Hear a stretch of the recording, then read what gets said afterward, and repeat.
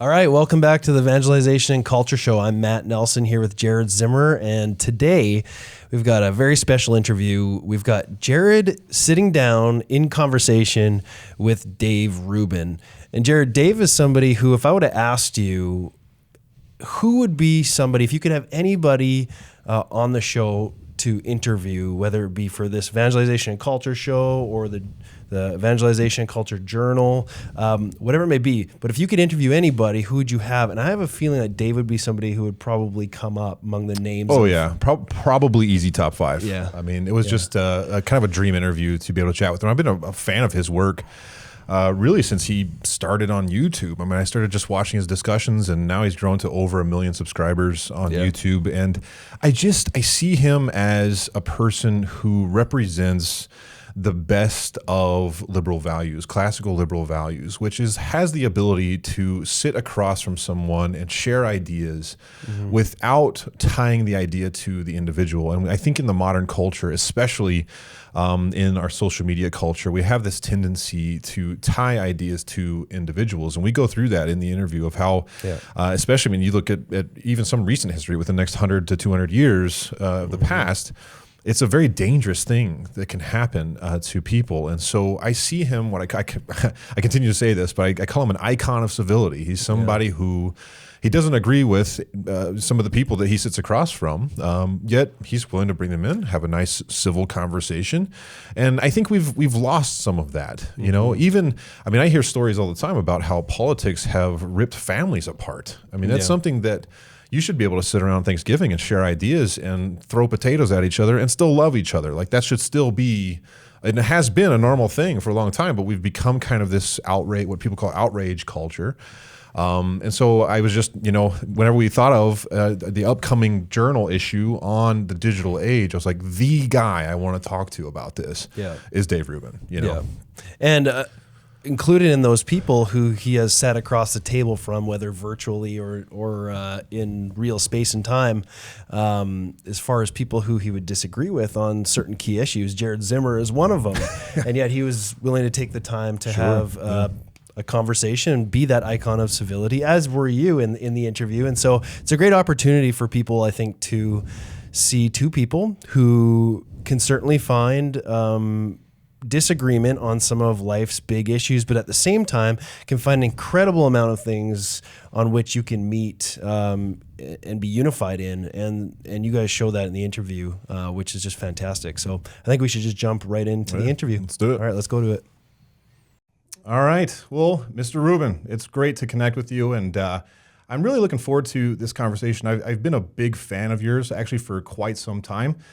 So for that reason, but then also, I just truly see you as one of the cultural icons of civil discussion and, just reasonable dialogue between people who disagree about things, which is something that's pretty rare today.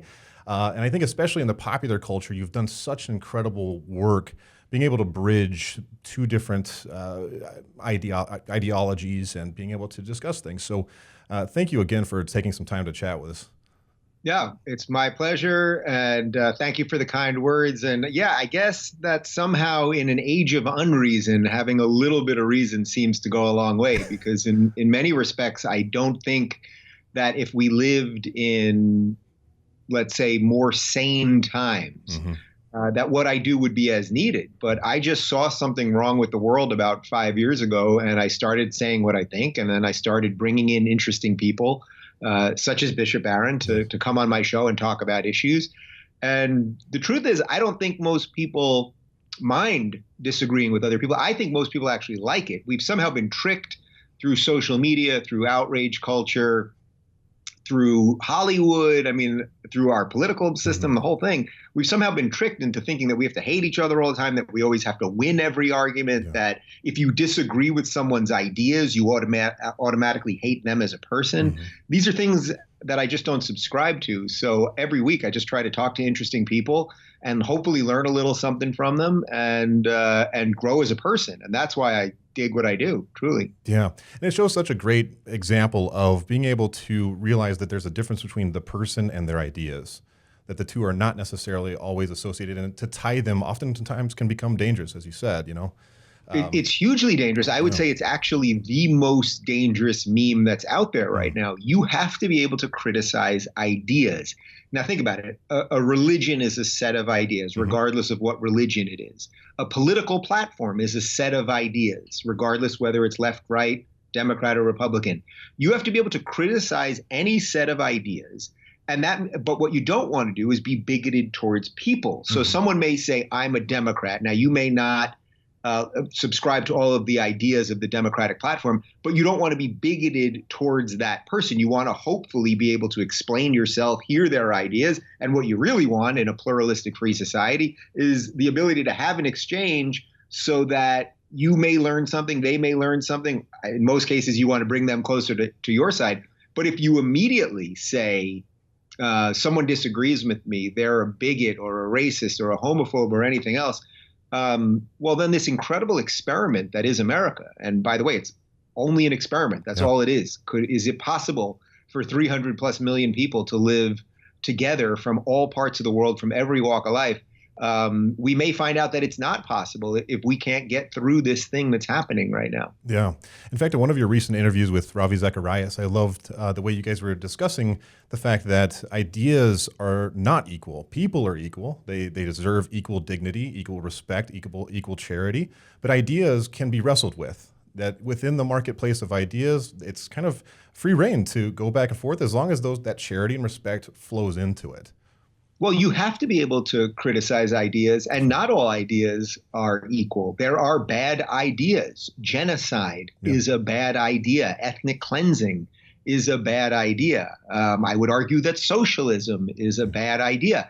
Then there are good ideas. I think liberalism in its truest sense is a good idea.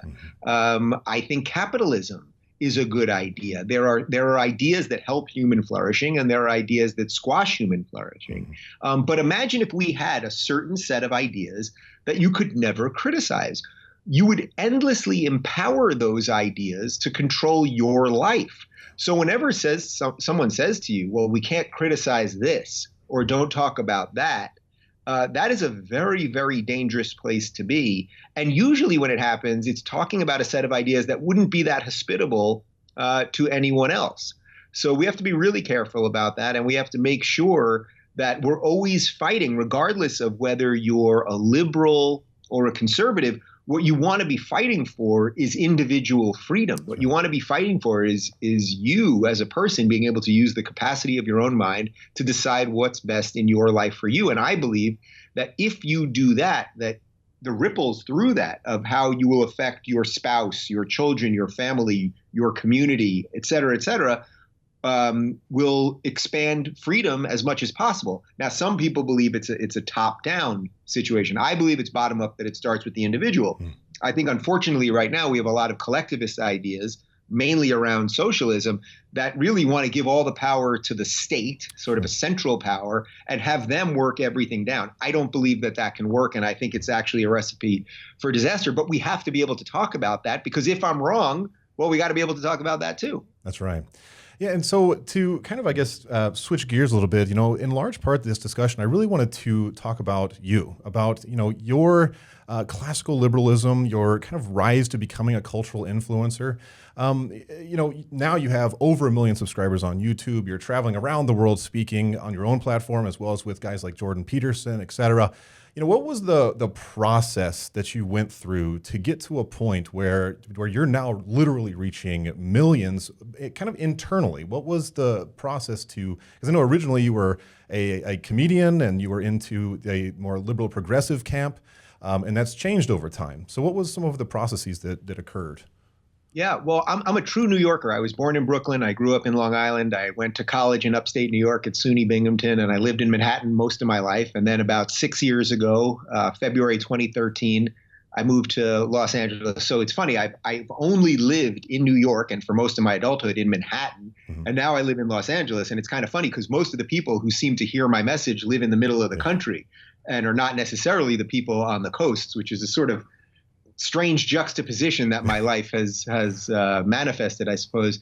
I grew up in a liberal, what I would say was mostly a secular liberal family, but I mean that in the best sense of both those words, meaning that we believe that everybody should be treated equal. My family, we would, at every holiday that we would ever have, we would argue about pretty much everything. Nothing was really off the table. I grew up in a conservative Jewish home, and part of the Jewish tradition really is arguing, is battling for what you believe in.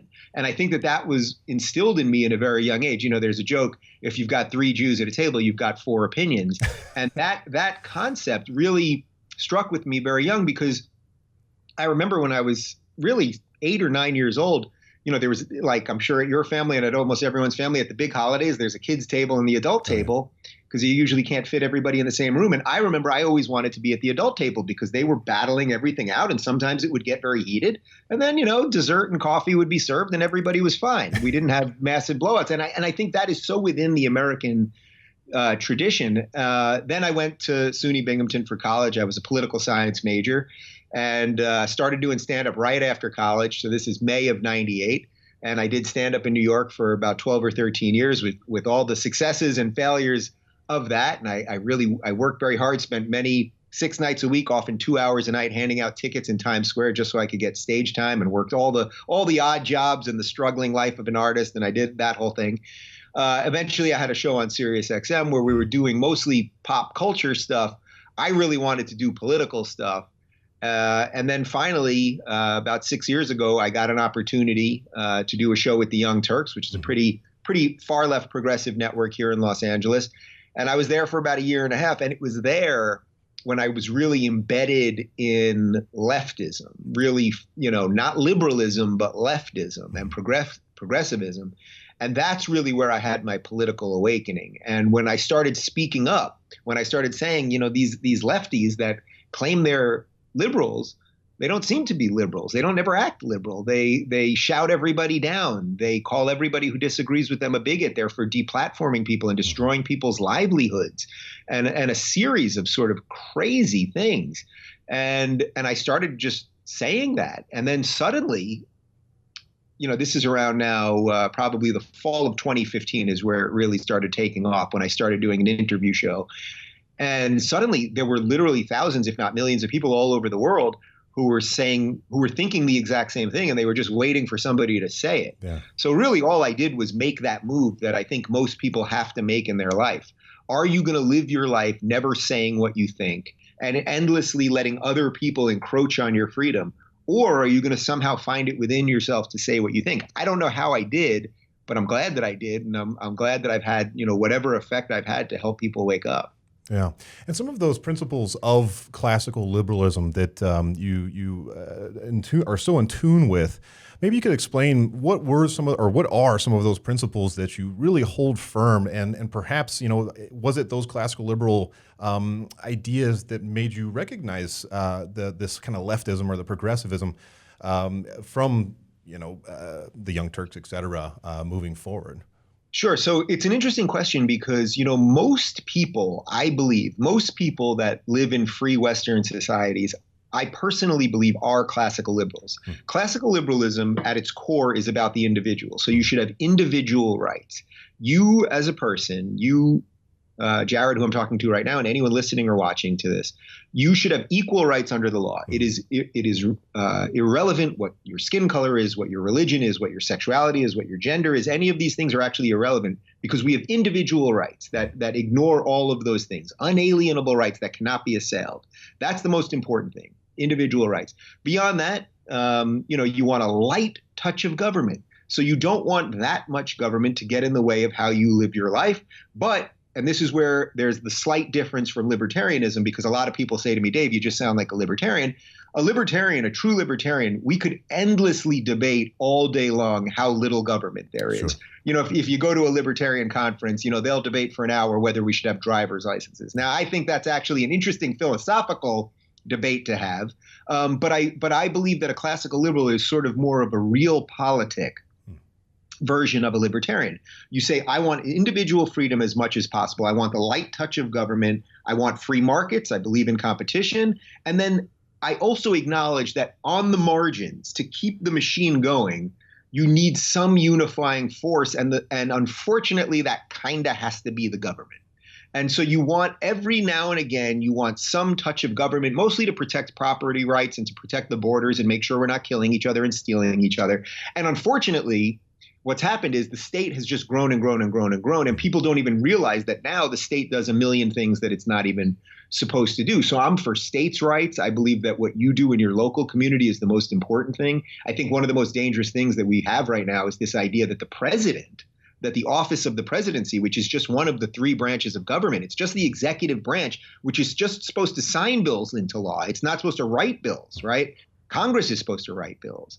The legislative branch is supposed to write bills. And unfortunately, we've just handed a lot of power to one of the three branches that is not supposed to do that. And then, of course, the judicial branch is supposed to make sure that the laws are legal. So I actually think that most people agree with the basic premises that I just laid out there. They just don't know it. They just don't hear it because unfortunately our factory settings, especially here in America, are somehow, it's something like government good, people on their own are bad, Republicans bad, care about war and money, Democrats care about poor people. Like there's all these strange factory settings that just sort of seep through us through education and media and Hollywood. And what I want people to realize is we're doing this backwards. The baseline here should be, how can you live free as an individual? That's where we should all start. And this is what the founders wanted, by the way, that we should all start being free. And then from there, every now and again, you might need some government.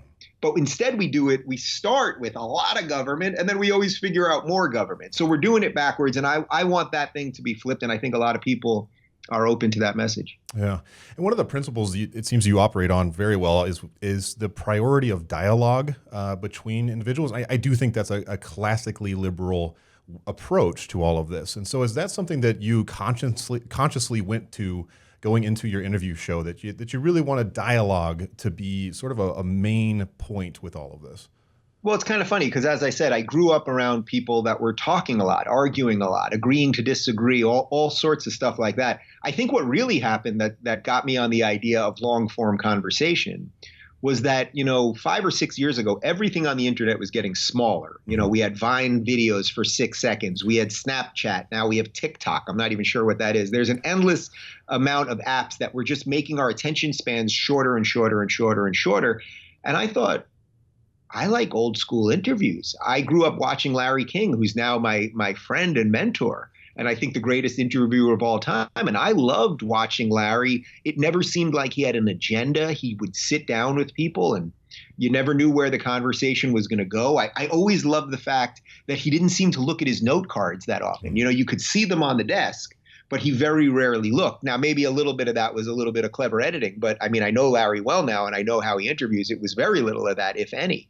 And I just thought, well, why don't I just start sitting down with people and having long form conversation and treating people respectfully and all of the things that I've laid out here, agreeing to disagree. I mean, this isn't rocket science. And somehow it became special. And that was about, 4.5 years ago or so. And then, now everybody and their brother is doing it and everybody's got a podcast and everyone's having these conversations, which, by the way, doesn't bother me in any way. I love now the fact that this thing that I guess I've had something to do with has caught on in a bigger way, because I think it's the only way we can fix this. We can't fix this through 6-second videos. We can fix the problems that we have right now and the battle of ideas that we're all going through right now.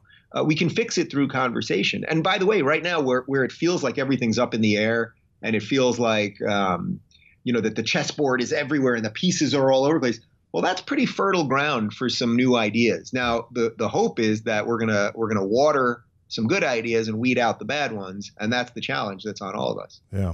And your viewers know, the majority of the time where you stand, because you consistently say, I'm a classical liberal. These are the principles I stand by, free speech, et cetera. But is there anything that maybe you personally struggle with when it comes to having these discussions back and forth, kind of trying to stay in that moderate space? Is there anything that you personally kind of deal with? That's a great question. I would say I'm very open about all of my political beliefs. So you could quite literally ask me any political belief, any topic that you want to ask me, and I will gladly tell you what I think. And I just spent the last year of my life writing my first book, which will be out in a couple of months. And now, because of that, because of being inside of those ideas so much, I think I can explain them at the best level that I've ever been able to. So I would be happy to do that. But what I would say is, if I struggle with anything right now, it's that what I have found as I've talked about all of these things and the difference between leftism and liberalism, especially, is that the left purges all of their free thinkers. So there's a whole bunch of things that I could tell you that generally that I agree with that are thought of as lefty things. But the left wants nothing to do with me. I never get invited to colleges from the left. I don't get, I get most of the people that hate me or write hit pieces about me or New York Times going after me all the time or whatever. These are lefty things. And what's interesting is I have found a completely open, welcoming, intellectually diverse home on the right. And it's been somewhat surprising. I just last week, I spoke at Liberty University. It's the largest Christian evangelical college. I spoke in front of 14,000 people with Pastor Dave and Jerry Falwell Jr. And it was phenomenal. And those students there, they know I have some differences with them. They could not have been nicer, could not have been more respectful, decent. We walked around campus after. Everybody wanted to take selfies and take pictures and talk about how they've watched my show and it's opened up their mind on some things, and they disagree with me on a few things, but who cares? So I would say if I've struggled with anything, it's that it's hard to know the world one way, have a team and then sort of start saying something and then have your team boot you out and then go to what you thought were the bad guys. And the bad guys turn out not to be so bad. And then just try to recalibrate your whole life around that is really interesting. But I have found people on the right, conservatives, religious people particularly, I find really engaging right now, really willing to talk about issues. It's why I've loved not only having Bishop Aaron on, but Ravi Zacharias, who you mentioned, and Rabbi David Wolpe, and a series of other religious thinkers. I find them really curious and interesting and open. And most people on the right sort of accept that you're going to live in a society with people who think different things. And unfortunately, on the left, they haven't come around to that yet. What they're coming around to is bow to us forever or you're out. And I guess my life is sort of a prime example of that. Do you think that there's been some cultural indicators? Because it seems like this kind of progressive side, the left side, is becoming louder and louder, especially over the past 10, even 5 years. It's been increasing in volume.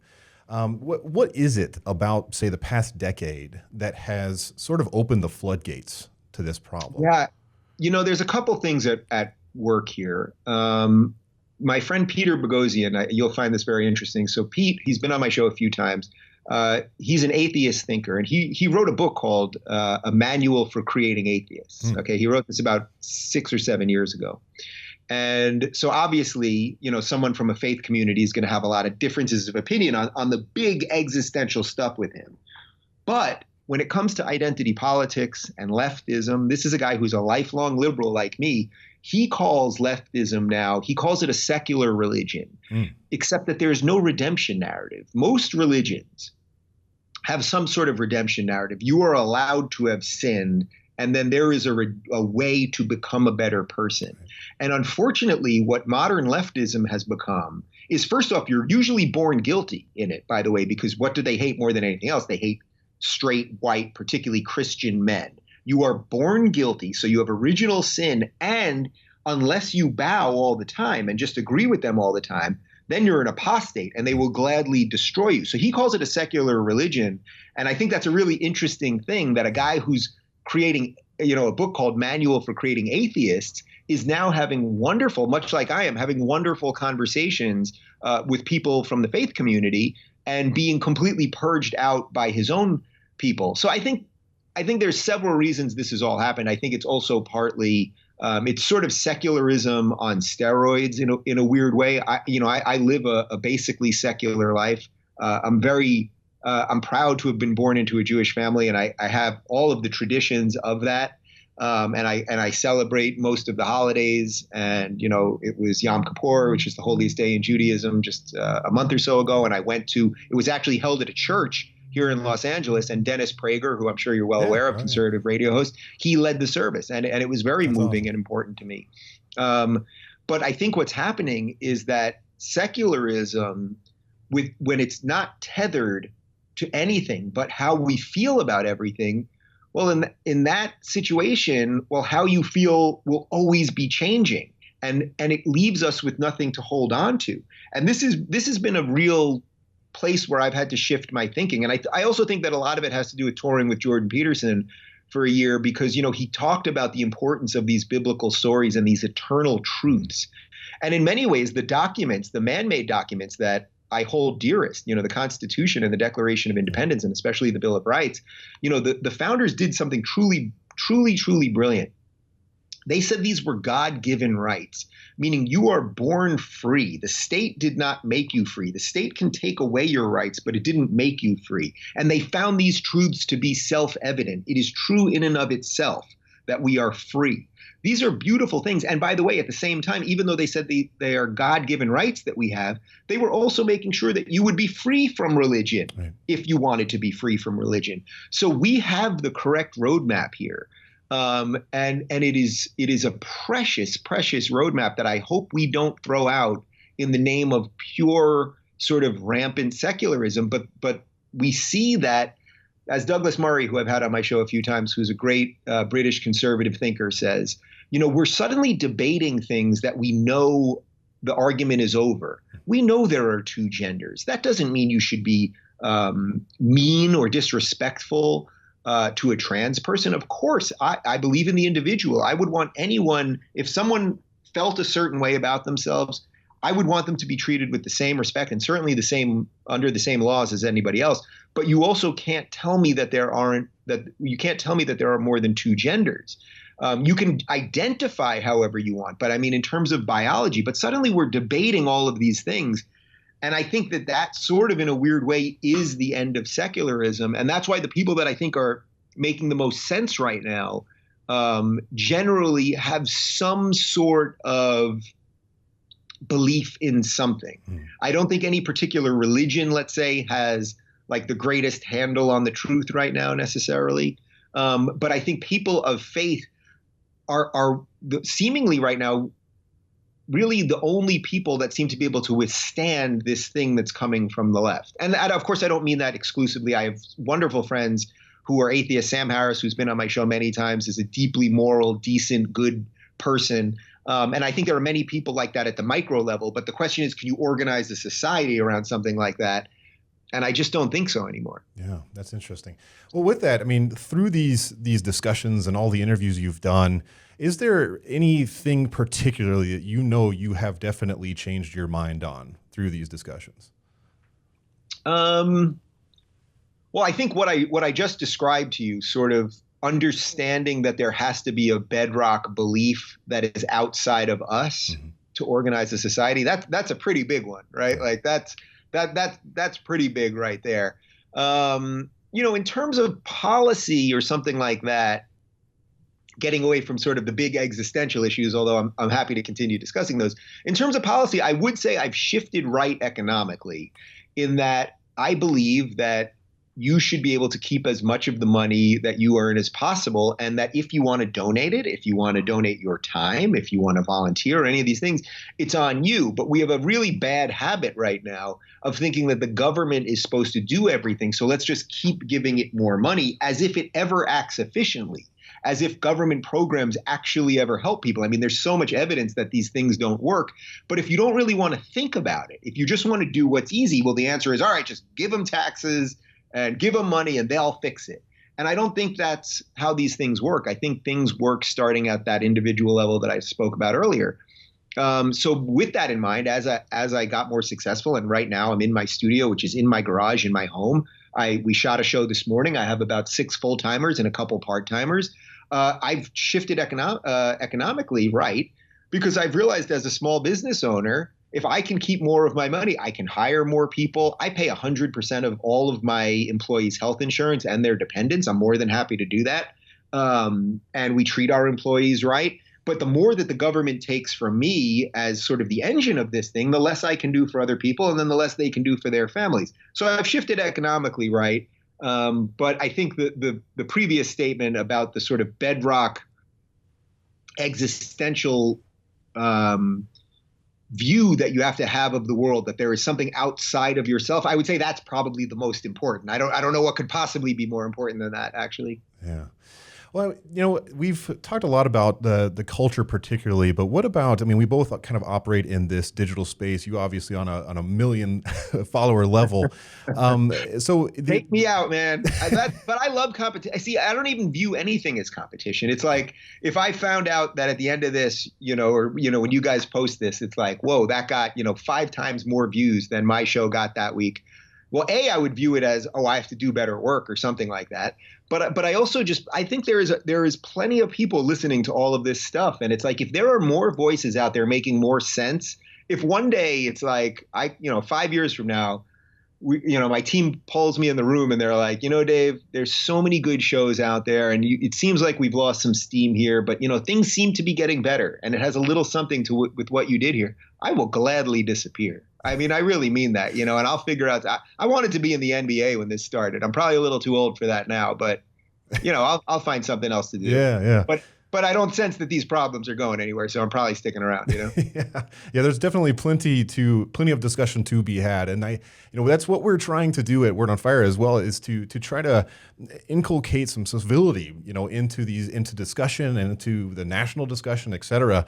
But with that comes, right now the digital world is kind of a microcosm, or you could say, I guess, macro perhaps, but of some of these issues, that it's just constantly bickering. All we're doing is perhaps yelling at each other. But there is some good in there as well. And so, I've heard several of the times that you've commented just on the culture in general, but what about specifically the digital world? So thinking social media, YouTube, et cetera. Do you see signs of hope that maybe it's perhaps moving in the right direction, or is it kind of just in this kind of turmoil state right now? Yeah, I could probably argue it either way. My Twitter bio says that Twitter is not real life, and I think we do forget that sometimes. And yet, at the same time, Twitter is a barometer of what a certain set of people who seem to be the most connected feel. Yeah. So it's not real life in that, if you walk down the street on any given day, people aren't yelling at you and screaming and saying horrible things and all that. They save that for Twitter or for their online life. But on the other hand, a lot of tastemakers are on Twitter, and these things do seep out into real life. What I would say is this, that for most of us that are mature and thoughtful and want to agree to disagree and figure out what other people think, I can tell you this. When I had Bishop Barron in here the first time, we sat down and we talked about gay marriage. Now I'm in my home. I'm married to a man. I didn't know whether Bishop Barron knew that or not. But I did suspect that I knew what his personal religious feelings were about religion. And we got into it. And it was really interesting. We had a totally respectful conversation. People were angry at me. Lefties were angry at me because, I sat there with him and he's a bigot and all of these things. I sat there with this religious bigot. And I thought, well, what is it that you people really want? Do you want me to I can either just ignore a certain set of people on this earth, right, and never interact with anyone who thinks differently. And by the way, Barack Obama wasn't for gay marriage the first time he ran for president too. So, that the amount of people that you'll be willing to talk to will get smaller and smaller and smaller. But I thought, if you guys not only don't want me to sit down with him, but then when I sat down with him, what did you expect to happen? Did you expect me to somehow convince a man of faith, a man in the Catholic Church, that gay marriage was okay? Of course that can't happen. But what I can do is show him that I can have a decent, honest conversation, that I can be a decent human being, and we may have an impasse that, we could never maybe be best friends or something like that. But I think we both have an understanding that we want to live in a country with people who are different than us, that is the rich tapestry of America. And by the way, it goes both ways, because I know that after that first interview that Bishop Barron got hit, from certain people on the right who said, why did you sit down with Dave Rubin? So, and then of course, all of that happens online. So it's a little hard to say whether you should be hopeful or depressed right now. I consider myself a world weary optimist. I wouldn't do this if I didn't think we could make things better. I do think we can make some things better. And when I travel, I meet tons of young people who are engaging with these ideas well before I ever was, at ages earlier than I ever was. So generally speaking, I'm very enthused. And I would also say that if you're getting hit by both sides, you're probably doing something right. You're probably in the right space. Exactly. Yeah. Yeah. And speaking of, maybe not the most mentally sane space, but you're probably doing something sort of cosmically right. That's right. That's right. And, I think especially when it comes to particularly the upcoming generation, it does seem, of course, the numbers are showing that the upcoming generation might be the most conservative yet, since maybe perhaps the 40s. And are you seeing signs of hope in the upcoming generation?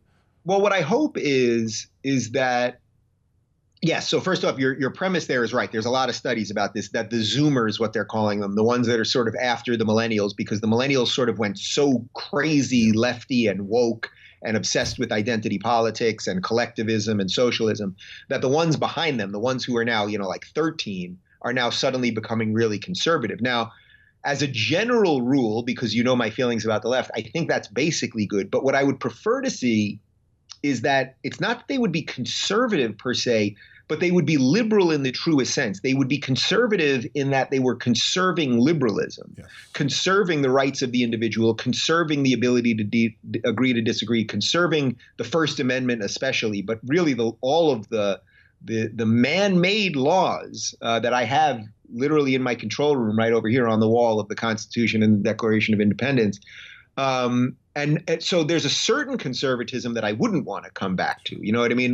When you talk about a conservatism that would take us backwards, meaning take rights away from people, let's say, and because there's a certain set of people that say, well, if we could only be like we were in 1850, and it's like, well, women couldn't vote, right. And we had slavery, and black people couldn't vote at times, and all of these things. Now we've consistently marched in the United States to give more freedom to more people. That's a beautiful thing. We've never had a moment where we took rights away from people. They're over a real period of time. We've done horrible things like Japanese internment in World War II, which was a very brief thing. It's a horrific stain on America. But then eventually they were freed, and Japanese people obviously are equal citizens like everybody else. So I'm hopeful that a new generation that woke up, I should say that grew up in a time of wokeism, that they will be the ones that can fight this thing back. Yeah. And I think what we need more than anything else. You look roughly my age, so I'm guessing you're a Gen Xer. Are you a Gen Xer? I sure am. Yeah. You're a Gen Xer. One of the interesting things right now is that Gen X really hasn't had its time to take the reins, because baby boomers have lived longer thanks to science and medicine, and we eat better and all of those things. Baby boomers who really should have retired and sort of handed it over to the next generation, the people that are now in their late 30s to 40s to early 50s. It never really happened because there are 70-year-olds who are still highly productive. So they still run colleges, they still run major organizations and Fortune 500 companies and the rest of it. And I think people around our age who are hitting the prime of their life in terms of when you know what you think of the world, when you have a little experience behind you, hopefully a little bit of money, a little wherewithal, and you're not too old to still, want to get out there and do it. Right. I think there's a great opportunity for Gen X right now. And I'm really enthused by that. And I see it starting to happen. So, because we really got skipped by. It basically went from the baby boomers, and then everyone got obsessed with the millennials. And it's like, well, right. What about the crew of people that actually are in the prime right now? How about we focus on them for a minute? Yeah. So it seems that, as you said, I love the way you put it, is that there's a conservation of principles here. Not necessarily a conservation as in there was a time period that we're trying to conserve. It's a conservation of principles that made this country great. And that's really the only way forward. If we try to go back to a time period, that can get just as dangerous as this leftism that's happening. And by the way, we do have to worry about that, because I do sense a little bit of that growing on the right. And in a weird way, it's a reaction to the craziness of the left. So at some level, I want to word this right. I don't agree with these people when it comes to that sort of thing, but I'm sympathetic to what drove them to it. Sure. And what I want to do is offer them a better option. And what I believe a better option is a return to true liberalism. And if we do that, and we make sure that this system that we have, where you can do whatever you want, and not only you can do whatever you want with it, we have certain laws, so you can't murder people and things of that nature, but you can basically live your life as you see fit. And then the other beautiful thing that we have here in America is we have states' rights. Now they're being eroded highly, and we keep handing everything over to the federal government. But the beauty of states' rights, and when you bring it up, people are, there's some libertarian talking about states' rights, like how boring that is. But the beauty of states' rights is that if you live in Colorado, and you want to have legalized marijuana. Well, now we have an experiment to run. And does it turn out that if you legalize marijuana, that you're going to get more taxes and actually crime didn't go up and there weren't more school dropouts? These are real things that have happened. And you're going to take that tax revenue and you can do things with it. If you want to live in a state with low taxes like Florida, well, you might find out that it's going to hurt your education system, and their education is ranked pretty low. Of course, you could end up living in California where our taxes are obscenely high and our education is horrible too. But what we have is an ability to see what works because we don't have one power just dropping down on all of us all the time. So I love that experiment, and I want that experiment to continue, because otherwise, if the federal government takes care of everything, well, if you don't like what's going on, guess what? Congratulations. Now you got to leave the country. Yeah. I'd rather just have to leave the state. And it's very important that we fight for states' rights because of that. Yes, and one of the examples I typically point to is Russell Kirk's understanding of education when it comes to the states, because he uses the example that there was a school in Kansas that was teaching farm life, taking care of cows, et cetera. And the federal government came in and shut the whole thing down and started making them learn computer science. Well, for most of those people, they were in farm communities, and more than likely, a large majority of them were going to be working on farms. And so it didn't make any sense to do that, yet the government forced it onto the state. But we see this sort of thing so consistently, and it's why it's so dangerous what the Democrats are doing right now, where they're against school choice. I am for as much school choice as possible. You should send your children to whatever school you can get them to, you can afford, whatever is the best school in your community. That is a beautiful thing. Choice is an American beautiful thing, and we got to fight for that. The idea we would take choice away and then, have massive federally standardized tests which get to exactly what you're saying. You don't exactly need to know the exact same things in certain places. You know what I mean? Kansas, you might have a better interest in farming than you would in Manhattan. Yeah. These are important things that we have to think about, but it takes a little thinking to understand why they're important. Exactly. I just have a few more questions for you. Sure. A few of my personal favorite of your interviews were, of course, with Thomas Sowell. He's been a hero of mine for some time. Adam Carolla, Jesse Ittler, Brendan Tatum actually was just more recent. And then, of course, Ravi Zacharias, and of course, always Bishop Barron being on there as well. But who are a few of the people who have really stood out to you? Yeah, I mean, I can give you the easy ones, of course. The first time I sat down with Jordan Peterson in person, the first time I had interviewed him was over Skype, actually, because we were building my studio and we just did it over a hangout like this. And my internet wasn't even working in the house and it was very blurred and I couldn't quite hear him at times. And, all the staticky images and all that. But I thought there's something here. There's something here with this guy. And then a few months later, I had him in studio. It was the first time we had ever met in person. And I just thought, wow, this guy is the real deal. He's doing his best to fight for what I think are pretty much the right ideas in society. He seems fearless and passionate and compassionate. And I think, the few that I've done now, probably about 5 shows with him, and I've found each one to be as interesting as the next. Of course, there's sort of the rest of what's known as the intellectual dark web crew. So, Ben Shapiro and the Weinstein brothers and Christina Hoff Sommers and Sam Harris and people like that. And then, then there's ones that are sort of throwaways for the rest of my audience that I just love. So like, when I had comedian Richard Lewis on, who I've loved since, the first time I got into stand-up in, probably 1985 as a kid, who's now on Curb Your Enthusiasm. We talked mostly about comedy, and I love talking about comedy, but the fact that this guy who I admired and loved and had brought so much joy to my life, that when we ended the interview and he told me that he really loves what I do and it's so unique and fresh and, whatever, like something like that just has immeasurable value. So, sometimes the ones that people forget about actually end up being the ones that just sort of, for whatever reason, personally mean the most. Yeah. And you had mentioned earlier in our discussion that you have a book coming out. I believe it's April of next year. April 28th. Don't burn this book. All right. Can you tell us just a little bit about it? Yeah. Well, I'll even show you the cover. Oh, it's got it. All right. I have not. We've only shown the digital cover so far, but we've got the actual. This is a mock-up of the book. Love it. Right here. So I'm super excited. It's Don't Burn This Book, Thinking for Yourself in an Age of Unreason. And it's about a lot of the things that we've, discussed here. What I want to show people is that you have to learn to think for yourself. I'm not interested in converting people to thinking the exact way I do. I lay out many of my classical liberal principles in the book. I lay out many of the reasons I think certain things on certain different topics. But I'm not here to browbeat everyone into believing what I believe. What I really would prefer is that people just start figuring out what they believe for themselves, because otherwise you're just handing your autonomy to people who will gladly take it, and you don't know what they're going to do with it. You don't know which way they're going to take your freedom. Mostly likely, they're not going to give you more of it. They're going to actually take it from you.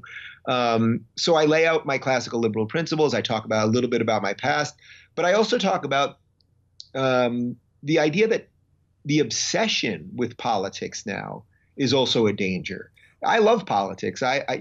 It's funny because I'm a political creature. As I said, I was a political science major. I've always been interested in this, but in a weird way, politics in and of itself, I find very uninteresting right now.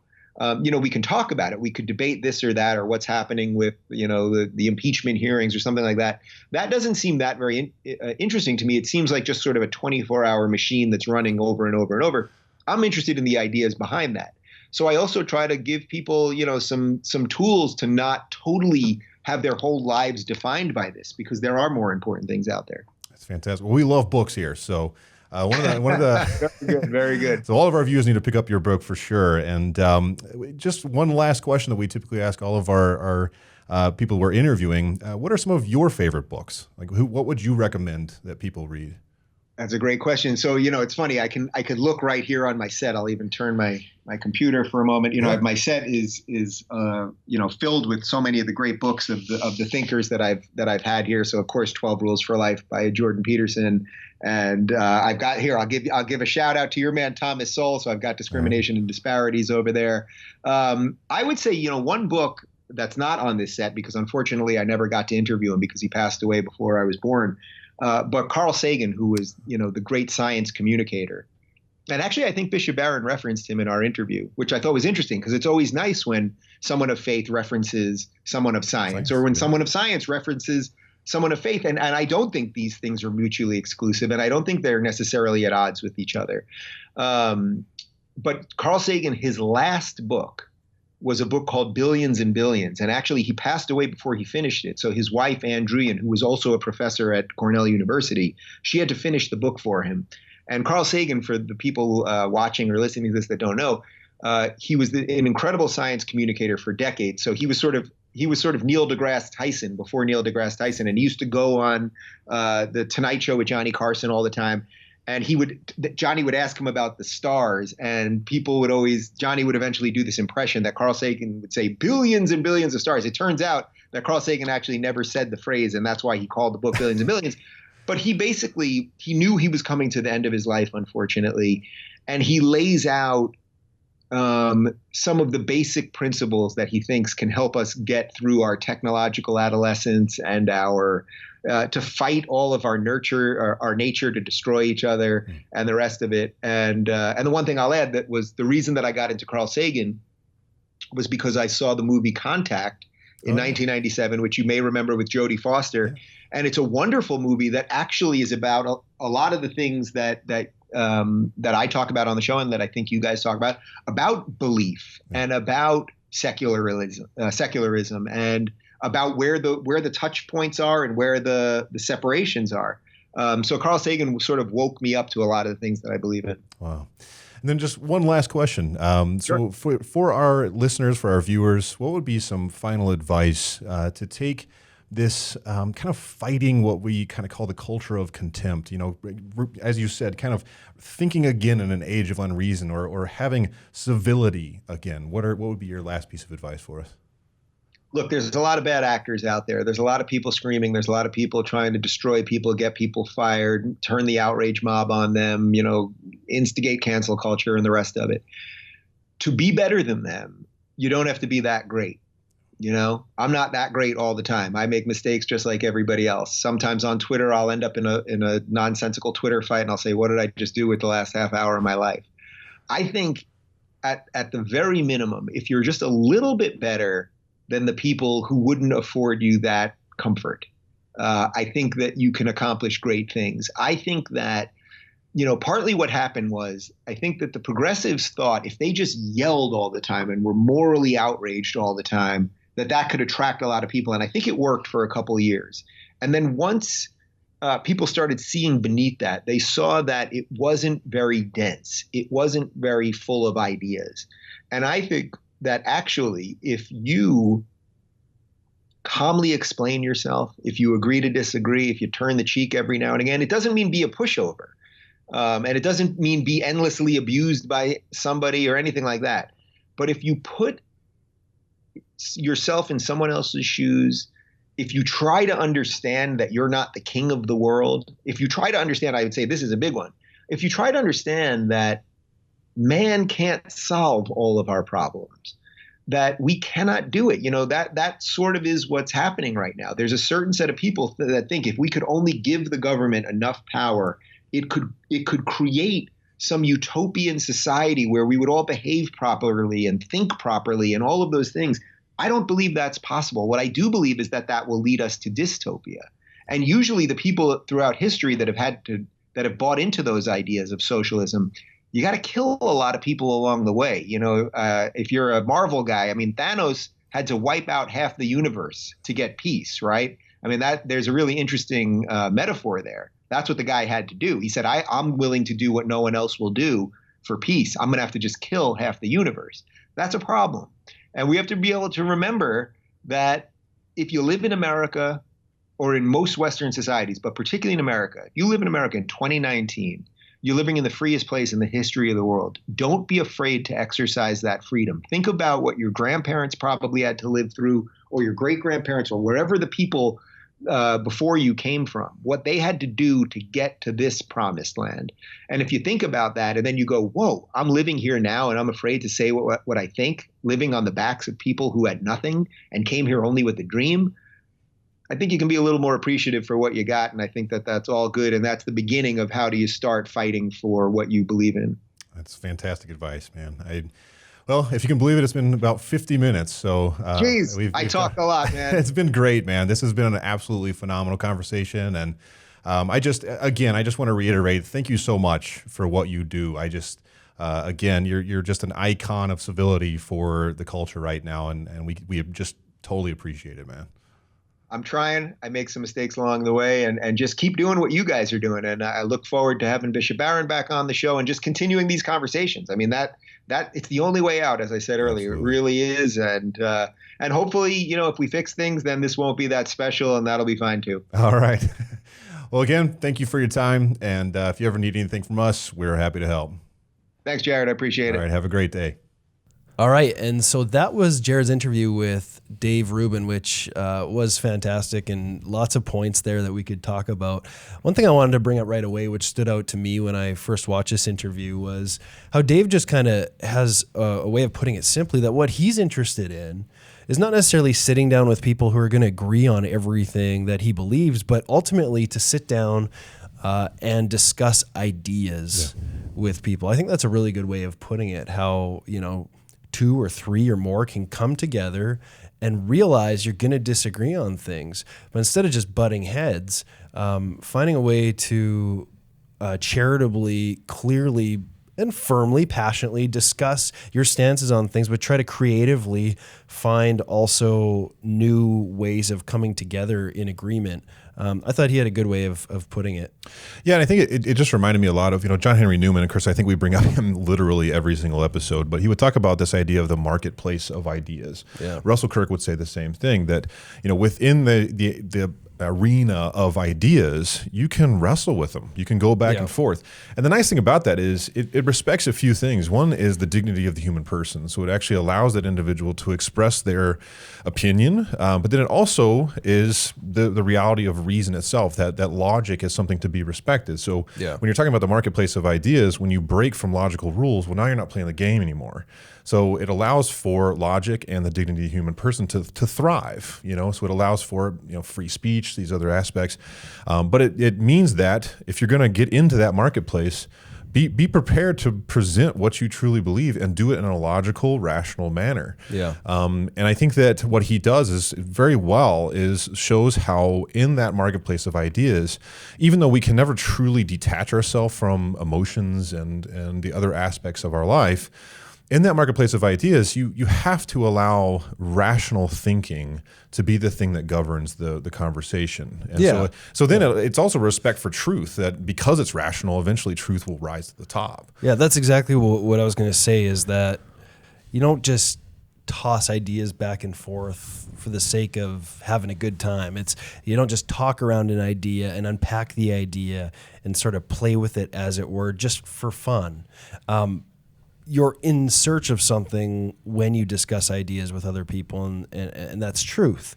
And so I think that's evident in Dave's approach, that truth is ultimately what he's after, because I think like he's come to change his mind on some things, or at least to shift in a new direction. One of those being religion itself. I think Dave has said that his growing friendship and the encounters he's had with people like Ben Shapiro, Jordan Peterson, Bishop Barron, people like this have helped to show him a new perspective on religion, and that in some ways has shown him a new way to see religion and the good it could potentially offer. Yeah, and I mean, and just in my own personal life as well. I mean, Dave, just for me, has been such a phenomenal example of. I mean, I grew up in the conservative areas of Texas, and he comes from more of the liberal area of New York, and yet I hear him. I'm listening to him argue some ideas that maybe I wouldn't have always agreed with in the past, but yet because they're rational, he provides the statistics to prove that certain things need to happen a certain way. Over time, the ideas, again, the truth comes to kind of rise to the top. So that's the beauty of good dialogue, and I love that his show is about dialogue. It's about actual, kind of longer term or longer talking between two people to allow them to exchange ideas but it's all within a charitable reality. It's not there to come and start swinging at each other and all of that. It's to sit back and let's just start, hashing this thing out. And I do love that. I mean, he brought up, that in his own family, that was something that they would constantly be, talking around the dinner table, and it would even get heated at some point. But you love each other, and I think that's something that, as evangelists of the gospel, that is about charity, we have got to practice that very, very well. And that's something that we need to do in the modern culture, because so many people are just ready to kind of get out the pitchforks and torches and go after.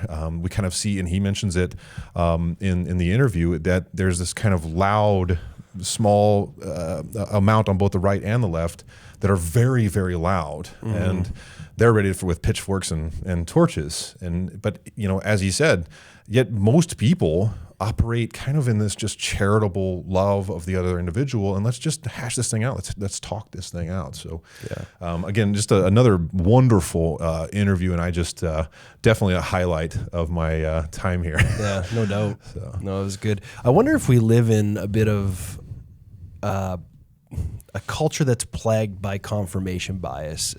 In other words, we live in a time when people are very ready to allow in evidence or support of the things they believe to be true, or the things they value. But as soon as someone has something to offer you that counts against what you believe or doesn't support the values that you hold, you immediately put up some kind of a barricade, whether it's by being loud or whether it's just shutting your mind down and not hearing the person across the table from you. So you can't have a real conversation about ideas. I wonder if that's an issue. And on top of that, it's encouraging to see people like Dave Rubin, Joe Rogan, Bishop Barron, people out there. Ben Shapiro is another great example. What he's doing with his Sunday edition or whatever he calls it, where these people are sitting down, not with just people on the right, not just with people on the left, not just with religious or skeptics or rich people, poor people, whatever. They're sitting down with all sorts of people from all walks of life, and the long form that they're starting to take on with this allows for them to not be so scripted, but to actually sit down and have a real conversation.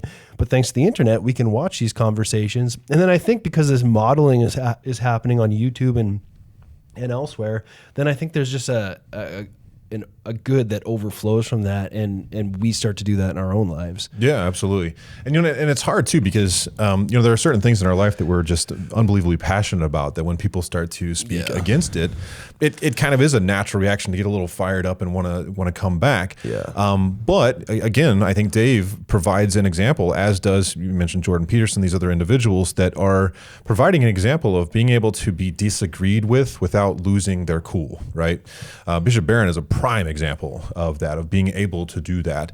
And Bishop Barron talks all the time about the need to revitalize the area of argumentation, of actually being able to provide an argument and to debate things in kind of the old way that isn't so fiery, that isn't so it's to understand the individual's arguments better almost than they understand themselves, And so, I think that we do live in a little bit of a culture of that. I do think the culture is swinging the other way. And I think that part of these long form podcasts that are out there, it's providing an opportunity for people to personalize the individual, because I think, and of course we're talking about, the upcoming journal issue is on the digital age, which includes, of course, social media. And a lot of times what we do is we put a certain person out in social media because it's 10 to 60 second clips, or it's 60 characters or whatever you do on Twitter. And whereas in the long form thing, it's like, no, you get to learn who this person is and how they think and how they operate, which that's a Christian principle, right? It's personalizing the other. It's the dignity of the human person in front of you. And so I just think using that as a principle when it comes to discussing these ideas, or whether or not we're evangelizing or just having a good conversation with some folks, it's good to always think in those terms. And I think too that because so many of these are becoming so popular, that perhaps the social media age is starting to kind of swing towards a preference for personal discussion, which I think that, I think especially as evangelists, we should be doing social media. We should be out there in the new digital age as much as possible. However, the old style of just face-to-face conversation, there's something to that that's kind of eternal, I guess might be the word. Yeah, no doubt. Yeah, no, I think a good argument is both rational and personal, but at the same time is able to put emotions in check, because you can't divorce emotions from an argument. You can't, or from a good conversation. Emotions that's part of who we are as human beings. And so again, I think reflected in your conversation here with Dave, and with Dave's conversations on his show, and these other people that we've mentioned, I think we see that nice balance of humanness and emotion and passion, and a desire to convince, but at the same time a real charity and love for the other. So it's a great interview, man. Yeah, another great show for the Evangelization and Culture Show. And for all of you watching, I just want to mention that the interview that we had with Dave Rubin today is actually a portion of the entire interview, and the rest of the interview you can actually find in the upcoming issue of the Evangelization and Culture Journal. This was our second issue, but the one coming out in March will actually feature Dave Rubin in it, and once again, just another beautiful issue of the journal. So if you go to wordonfire.institute, you can sign up to join the Institute. That includes all of the other courses that we've got. We've got a whole now just tons of courses that you can go in and go take. And we now have Bishop Barron's course on John Henry Newman that we've mentioned once again to go and take at your leisure. As of right now, we're actually going through a course by Father Stephen Gadberry, and kind of on the, how, or the people that you will meet, how to approach different personalities, different belief systems, all of that with charity, love, and the Christian message. And so we encourage you to sign up at wordonfire.institute. Again, not only do you get courses, you get a journal, you get free access to all of Bishop Barron's films and lectures and everything else on Word on Fire Digital. So we just want to invite you to join our community to become the best evangelist you can. And as always, thanks for watching, and God bless.